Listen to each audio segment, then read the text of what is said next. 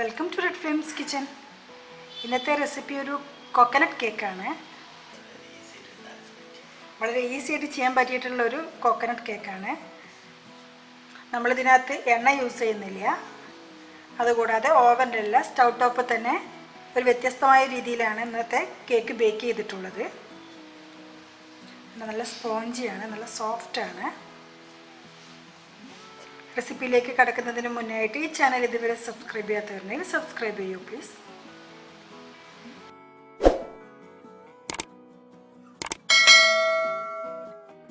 നമ്മളെപ്പോഴും ബേക്ക് ചെയ്യാൻ തുടങ്ങുമ്പോൾ ആദ്യം ചെയ്യേണ്ടത് ബേക്കിംഗ് ടിന്ന് റെഡിയാക്കണം.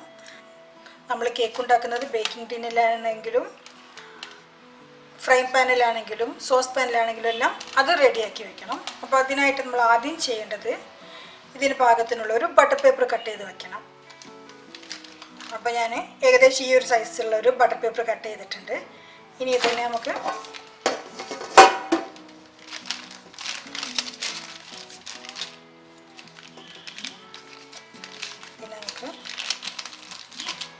ഈ ഒരു ബേസിൻ്റെ കറക്റ്റ് അളവിൽ മുറിച്ചെടുക്കണം.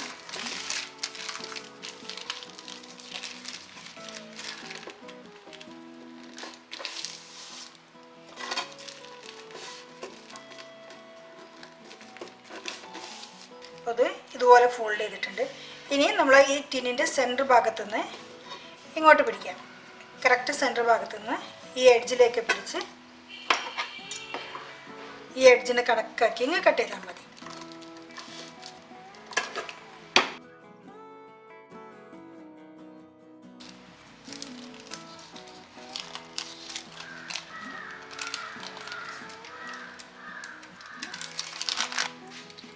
ഇതിലേക്ക് കുറച്ച് എണ്ണ ആക്കി കൊടുക്കാം. ഈ എണ്ണ ഇതിൻ്റെ അടിഭാഗത്തും സൈഡിലും എല്ലാം സ്പ്രെഡ് ചെയ്ത് കൊടുക്കണം. ഇപ്പോൾ എണ്ണ ടിന്നിൻ്റെ സൈഡിലും അടിയിലും എല്ലാം ഒരുപോലെ സ്പ്രെഡ് ആയിട്ടുണ്ട്. ഇനി ഇതിലേക്ക് കുറച്ച് മൈദ. ഈ പൊടി ഇതുപോലെ തന്നെ മൊത്തത്തിലൊന്ന് സ്പ്രെഡ് ചെയ്ത് കൊടുക്കാം.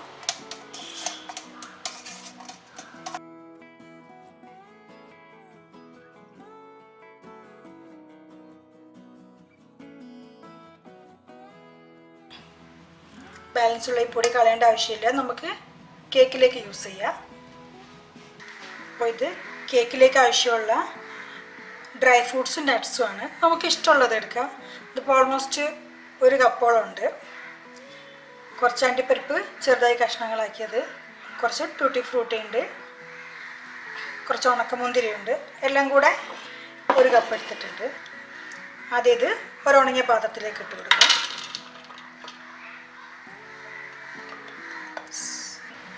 ഇതിങ്ങനെ തന്നെ കേക്ക് ബാറ്ററിൽ ആഡ് ചെയ്താൽ താഴ്ന്നു പോകും.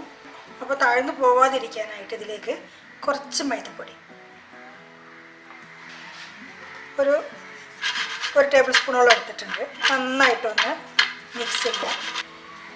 ഇനി ഈ എക്സ്ട്രാ ഉള്ള പൊടി അങ്ങ് കളഞ്ഞ് ഇത് മാത്രം എടുത്താൽ മതി. ഇതൊരു 1/4 കപ്പോളം തേങ്ങയാണ്. ഇത് ചെറുതായിട്ടൊന്ന് റോസ്റ്റ് ചെയ്തെടുക്കണം. ഇത് ചെറുതായിട്ടൊന്ന് കളറ് മാറിയാൽ മതി. ഇത് കേക്കിന് മേലെയായിട്ട് സ്പ്രിങ്കിൾ ചെയ്ത് കൊടുക്കാനുള്ളതാണ്. ഇതിലേക്ക് 1 ടീസ്പൂൺ പഞ്ചസാരയും കൂടെ ചേർക്കാം.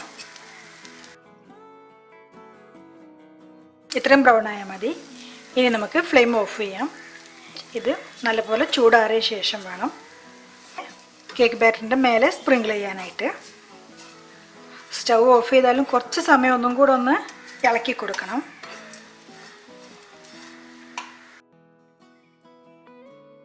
കോക്കനട്ട് കേക്കിനുള്ള ഇൻഗ്രീഡിയൻസ്, അതായത് വെറ്റ് ഇൻഗ്രീഡിയൻസ് എല്ലാം കൂടെ ഒന്ന് ബ്ലെൻഡ് ചെയ്തെടുക്കാം.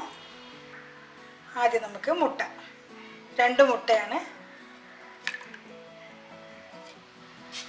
മുട്ട എപ്പോഴും ഓരോന്നോരോന്നായിട്ട് വേണം പൊട്ടിച്ചൊഴിക്കാനായിട്ട്. കൂടാതെ ഉണങ്ങിയ പാത്രത്തിലേക്ക് വേണം മുട്ട പൊട്ടിച്ചൊഴിക്കാൻ.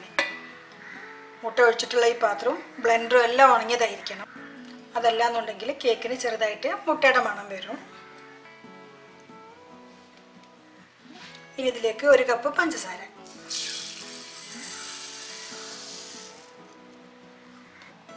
ഇനി ഇതിലേക്ക് തേങ്ങ, 2 കപ്പ് തേങ്ങയാണ്. തേങ്ങയുടെ വെള്ളഭാഗം മാത്രമാണ് എടുത്തിട്ടുള്ളത്. ചിരട്ടയുടെ അടുത്ത് നിൽക്കുന്ന ബ്രൗൺ ഭാഗം എടുത്തിട്ടില്ല.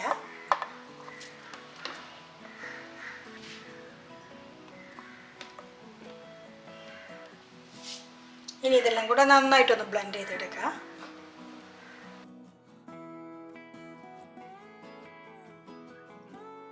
അരപ്പൊരു മിക്സിംഗ് ബൗളിലേക്ക് ഒഴിച്ചു കൊടുക്കുക. ഇനി ഇതിലേക്ക് പൊടികൾ ചേർക്കണം. പിന്നെ മിക്സ് ചെയ്യുന്നതിൻ്റെ കൂടെ കുറച്ച് പാലും കൂടെ ചേർക്കണം. ആദ്യം നമുക്ക് പൊടി ചേർക്കാം. മൈദ, 2 കപ്പ് മൈദ, 1 teaspoon baking powder, 3/4 teaspoon baking soda, 1/4 teaspoon ഉപ്പ്.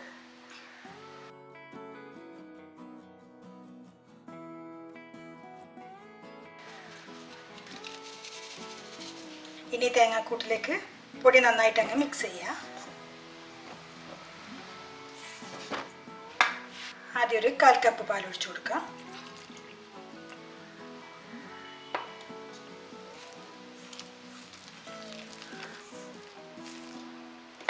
ബാക്കിയുള്ള 1/4 കപ്പ് പാലും കൂടെ. ടോട്ടല് 1/2 കപ്പ് പാലാണ് യൂസ് ചെയ്തിട്ടുള്ളത്.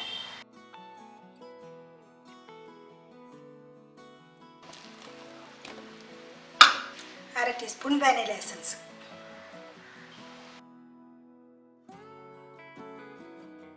ഇപ്പോൾ കേക്കിലേക്കുള്ള ഇൻഗ്രീഡിയൻസ് എല്ലാം ആയി. ഇനി നമ്മൾ നേരത്തെ ഡസ്റ്റ് ചെയ്ത് വെച്ചിട്ടുള്ള ഡ്രൈ ഫ്രൂട്ട്സും നട്ട്സും, എക്സ്ട്രാ ഉള്ള പൊടി കളഞ്ഞിട്ടുണ്ട്, ഇതും കൂടെ ചേർത്ത് ചെറുതായിട്ടൊന്നും കൂടെ മിക്സ് ചെയ്യുക. അപ്പോൾ ഇതാണ് ഈ കേക്ക് ബാറ്ററിൻ്റെ ഒരു കൺസിസ്റ്റൻസി. ഈ ബാറ്റർ നമ്മൾ നേരത്തെ റെഡിയാക്കി വെച്ചിട്ടുള്ള ടിന്നിലേക്ക് ഒഴിച്ചു കൊടുക്കുക.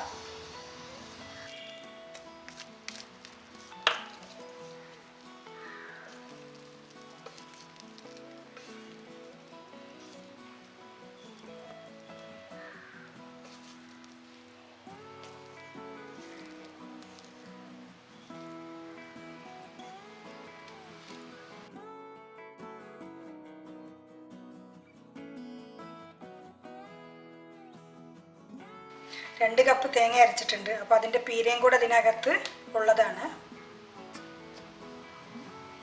അതുകൊണ്ടാണ് ഇങ്ങനെ ഒരു ടൈറ്റ് തോന്നിക്കുന്നത്. ഇനി നമ്മൾ റോസ്റ്റ് ചെയ്ത് വെച്ചിട്ടുള്ള തേങ്ങ ഇതിൻ്റെ മേലെ ആയിട്ട് സ്പ്രെഡ് ചെയ്ത് കൊടുക്കുക.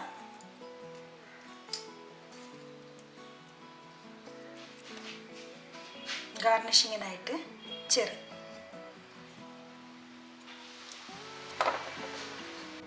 ഇപ്പോൾ ഈ ചാനലിൽ ഒരുപാട് കേക്കിൻ്റെ റെസിപ്പീസ് അപ്ലോഡ് ചെയ്തിട്ടുണ്ട്. ഒരുപാട് തരത്തിലുള്ള ബേക്കിംഗ് മെത്തേഡ് ഇപ്പോൾ നമ്മൾ ഓൾറെഡി ചെയ്ത് കഴിഞ്ഞു. ഇന്നിപ്പോൾ നമ്മൾ ചെയ്യുന്നത് പാന് നല്ല ചൂടായിട്ടുണ്ട്. ഇതിൻ്റെ മേലെയായിട്ട് ചെറിയൊരു സ്റ്റാൻഡ്, ഇതിന് മേലെയായിട്ടാണ് കേക്ക് ടീന് വെക്കുന്നത്. ഇനി ഇത് നല്ല കുഴിയുള്ളൊരു പാത്രം വെച്ചിട്ട് അങ്ങ് അടക്കുക. ഇത് ശരിക്കും ഒരു ഓവൻ്റെ എഫക്റ്റ് ചെയ്യുന്ന ഒരു മെത്തേഡാണ്. ഇപ്പോൾ കേക്ക് ബേക്ക് ചെയ്യാൻ വെച്ചിട്ട് 25 മിനിറ്റായി. ഇപ്പോൾ ഫ്ലെയിം ഓഫ് ചെയ്തു. ഇനി ഇത് തുറന്ന് നോക്കാം.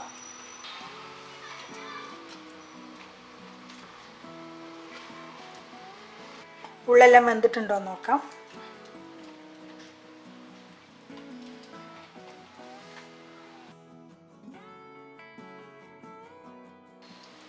സ്റ്റിക്ക് നല്ല ക്ലിയറായി വന്നിട്ടുണ്ട്.